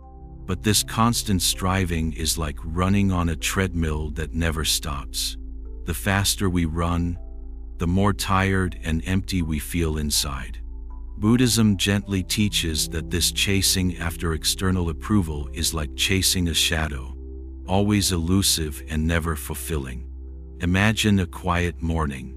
The sun rises softly, birds sing their simple songs, and the breeze brushes gently across your skin. There is no rush, no grand display, just the timeless, unassuming beauty of the present. This moment, in its simplicity, holds everything you need to feel complete. When we slow down and really pay attention to such moments, we taste a sweetness of life that is free from the noise and pressure of judgment. Gratitude is the heart that opens to this sweetness. It transforms ordinary things, like the warmth of a cup of tea, the smile of a friend, or the feel of soft rain, into blessings. Gratitude does not ask for more. It appreciates deeply what already is. When gratitude fills the heart, the mind stops spinning with worries about how others see us because there is a profound sense of enoughness inside. Buddhist teachings remind us that true joy blooms from this inner enough. It is not found in the applause of crowds or the fleeting praise of people, but in the simple peace of accepting life as it unfolds. This acceptance doesn't mean passivity or dullness. It means a vibrant embracing of the present moment, with all its imperfections and surprises. Simplicity also invites us to let go of clutter. Not just physical clutter, but mental clutter. Endless comparisons, fears, and unrealistic expectations. When the mind quiets and the heart opens, We free ourselves from the exhausting need to impress or perform for others. We start living authentically, grounded in what truly matters to us. Living simply can show up in many gentle ways. It can be the choice to slow down in your daily routine, to savor each breath and each step. It could be learning to say no to things that pull you away from your peace, or choosing people and activities that nourish your soul rather than drain it. Simplicity builds a life where the heart can breathe freely and joy can arise naturally, without pressure, without fear of judgment. The Buddha taught that attachment to complexity, possessions, or fame often leads to suffering. When we cling to these things for our sense of worth, we bind ourselves in chains of insecurity. But when we release this clinging and root ourselves in the simple gifts of life, kindness, presence, generosity, and love, we discover a freedom beyond measure. Practicing simplicity doesn't mean withdrawing from the world or giving up ambition. Instead, it means approaching the world with a clear and gentle heart, choosing what supports your well-being and letting go of what distracts or weighs you down. This clarity helps dissolve the worries about others' opinions because you are centered in your own values and peace. One practical way to nurture this simplicity is through mindful gratitude, making it a daily practice to quietly acknowledge the good in your life, no matter how small. Maybe it's the warmth of sunlight on your face, or the peacefulness of a quiet moment before sleep. By turning your attention again and again to these gifts, you make space for joy to shine brighter than doubts or fears. This joyful simplicity ripples outward, touching how you relate with others. When your heart is at peace with what is, you offer presence and kindness without needing approval. Your relationships become spaces of genuine connection, free from the stress of performance or comparison. Through simplicity, you learn to walk lightly on the earth, appreciating the gentle truths that often go unnoticed. Your heart gradually sheds unnecessary burdens, the need to be someone else, the fear of rejection, the grasping for endless affirmation. In this shedding, there is a blossoming of authentic happiness, quiet but deep. Remember, the path of simplicity is not about perfection. It is about returning home to the natural rhythm of your being. It invites patience and gentle acceptance, welcoming each moment as it is. Sometimes this means embracing stillness, sometimes movement, but always with the same open heart. When you find yourself caught in worries about what others think, return to this simple truth. Joy is found not in impressing the world, but in embracing yourself and your life just as they are. Like a clear mountain spring, freedom and happiness flow from within when you let go of the noise and come back to simplicity. May this wisdom settle softly in your heart, encouraging you each day to live lightly, love deeply, and rejoice simply. In this gentle way, you awaken to a life that dances freely beyond the shadows of doubt, filled with the warm light of peace and gratitude. And so, step by step, breath by breath, let the joy of simplicity be your faithful guide, carrying you gently through life with a heart unburdened and wide open to all the beauty that flows naturally, just as it is. In the soft, unfolding moment of your life, let us gently explore together the precious art of deep listening and wise speech, ways of communicating that open the door to peace, understanding, and freedom from the worries that arise when we think too much about what others might think of us. These practices are not just about words. They are about the heart's sincere connection, how we truly hear each other, and how we express ourselves with kindness and clarity. Imagine a still pond, reflecting the sky like a mirror. When the surface is calm and clear, it reflects truthfully, showing things as they are. Deep listening is like being that calm pond. It requires gentle stillness and openness so that what is spoken can be heard fully, without the ripples of judgment, distraction, or self-interest. When we listen deeply, we welcome others as they are, without rushing to interrupt, judge, or prepare our own reply. This kind of listening is rare and beautiful because it allows the speaker to feel truly seen and safe, creates a space where honesty can bloom without fear.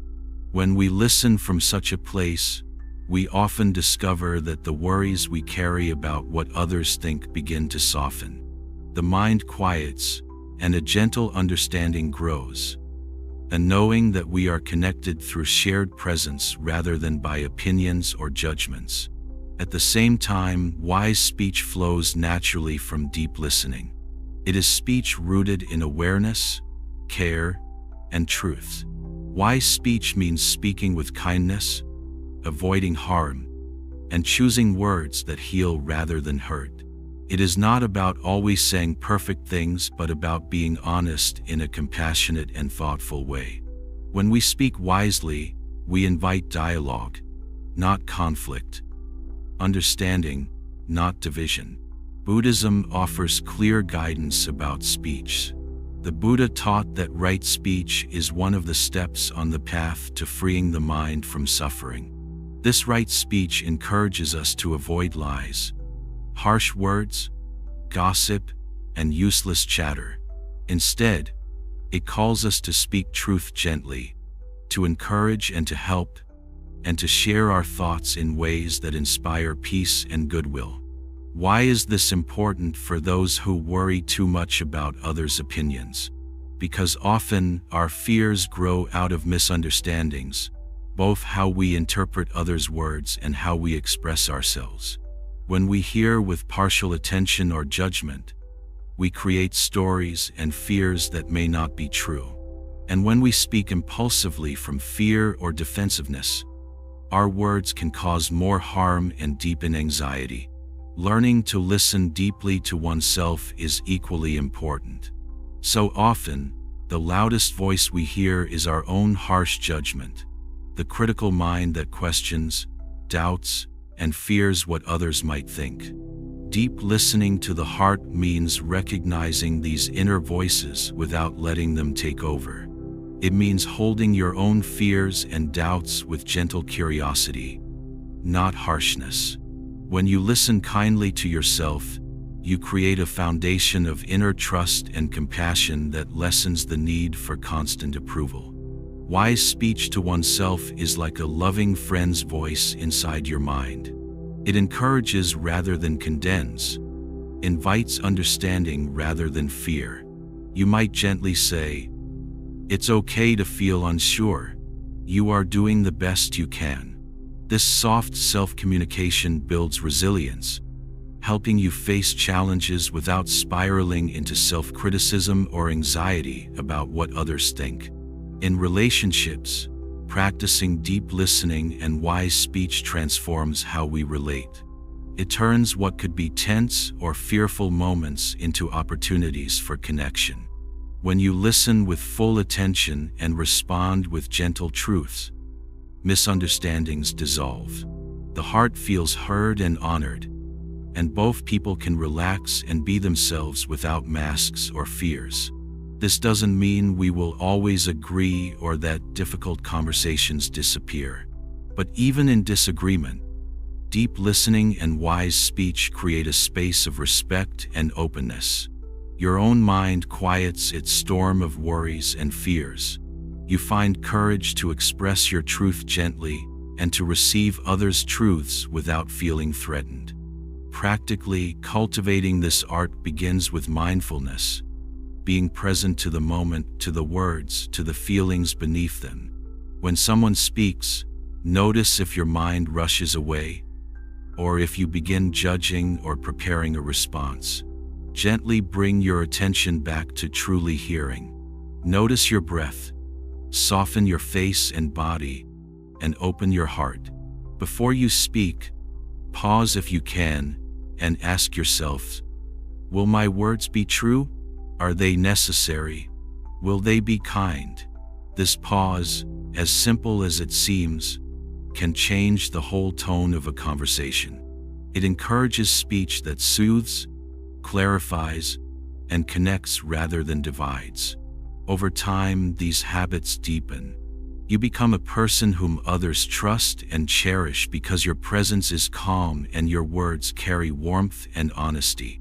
And most importantly, you free yourself from the chains of overthinking what others might think, because your heart is steady within, filled with the peace of genuine connection. Remember, deep listening and wise speech start within. They grow as acts of love, for yourself and for others. They teach that every word spoken and every silence held with care can be an offering of peace and freedom. When worries about others' opinions arise, come back to this practice. Listen deeply to your own heart and to those around you. Speak with kindness and truth. In these simple acts, life opens like a flower, and your heart breathes free. May this gentle art fill your days with warmth, clarity, and loving understanding, guiding you gently toward a life of connection, courage, and true peace. In the gentle unfolding of your heart's journey, let us now explore profound and uplifting teaching from the Dharma, the power of transforming criticism into growth. Often, when we hear criticism, especially from others, it stirs a storm within us. Pain, defensiveness, doubt, even fear. We might catch ourselves overthinking, wondering, what did I do wrong? What do they really think of me? But Buddhism offers a gentle and wise path to meet criticism not as an enemy, but as a loving teacher guiding us toward deeper understanding and true freedom. Imagine criticism as a raindrop falling into a still pond. At first, it may ripple the surface, disrupting calm and clarity. Yet, if we watch with patience and kindness, those ripples settle, and the pond returns to peace.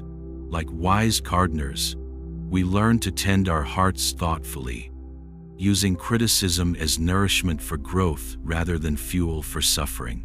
Many of us naturally react to criticism with resistance. It feels like a blow to our self-esteem or an attack on who we are.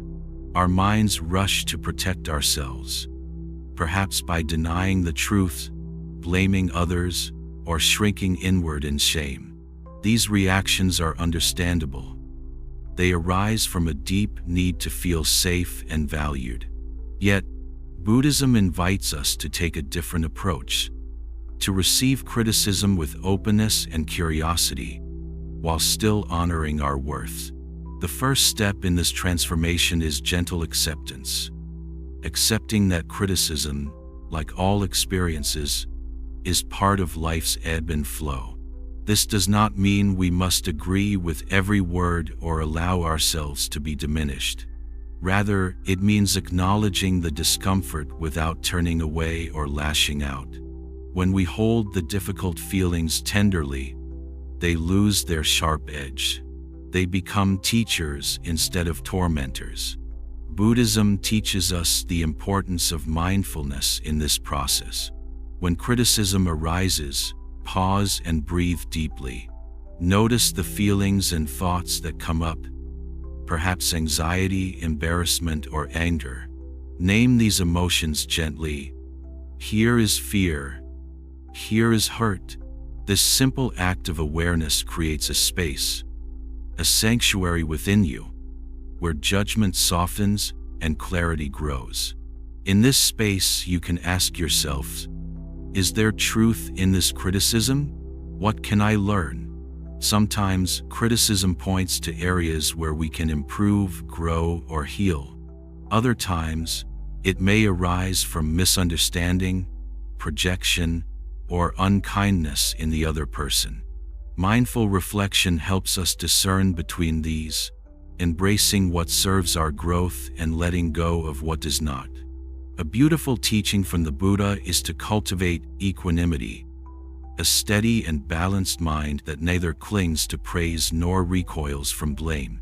When we develop equanimity, criticism no longer dictates our sense of self-worth. Instead, it becomes a mirror, reflecting truths to consider but never defining our value as human beings. Transforming criticism also involves compassion. Compassion for ourselves and for the one who offers the critique.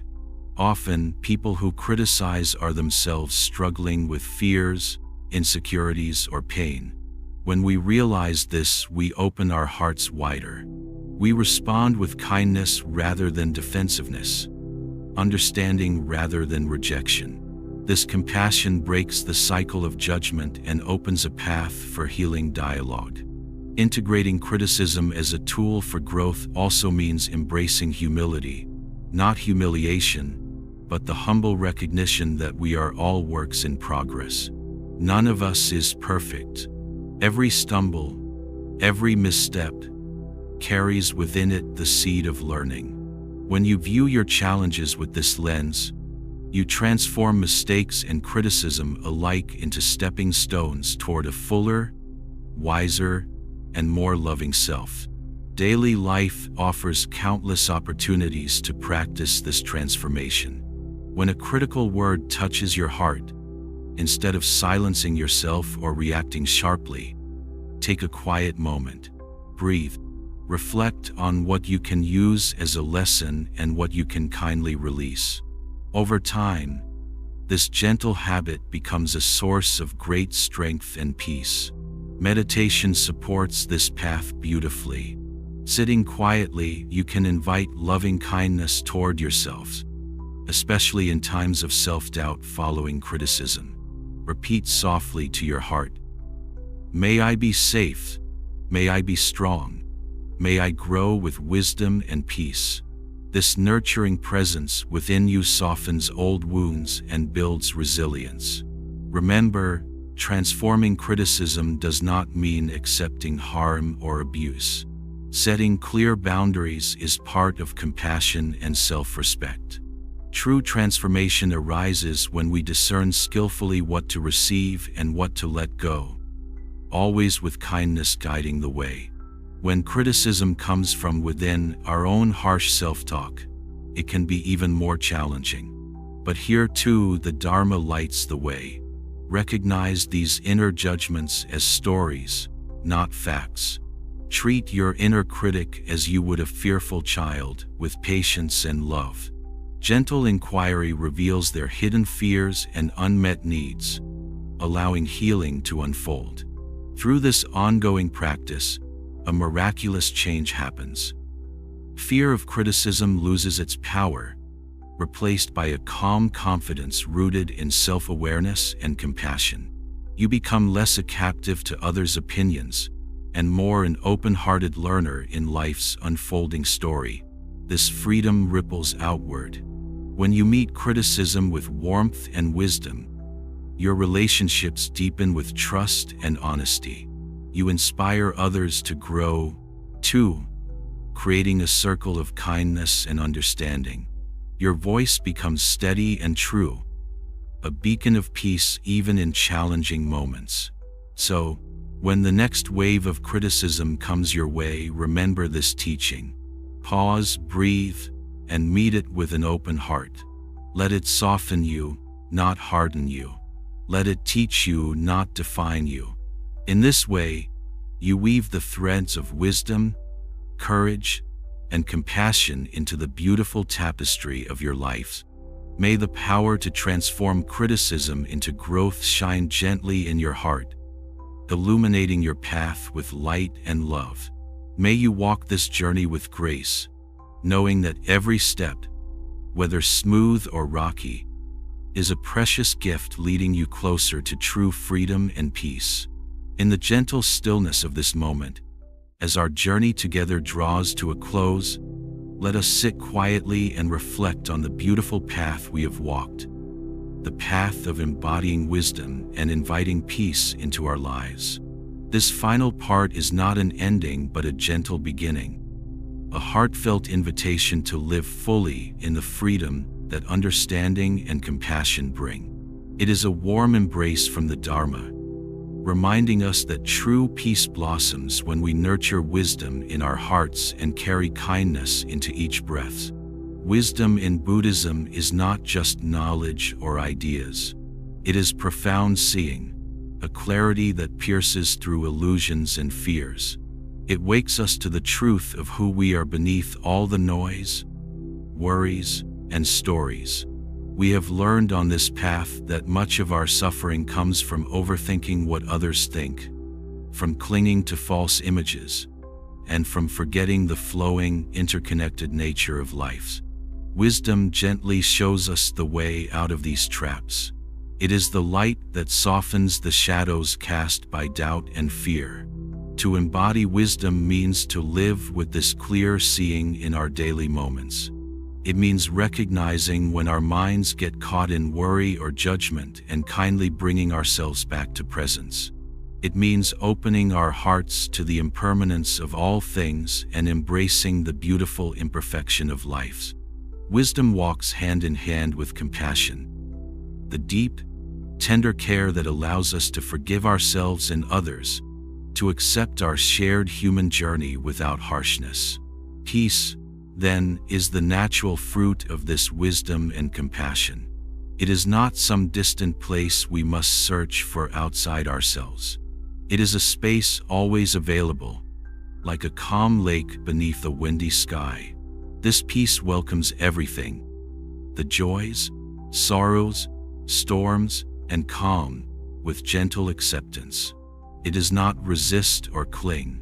It is a stillness that flows, a quiet strength that quietly transforms our days.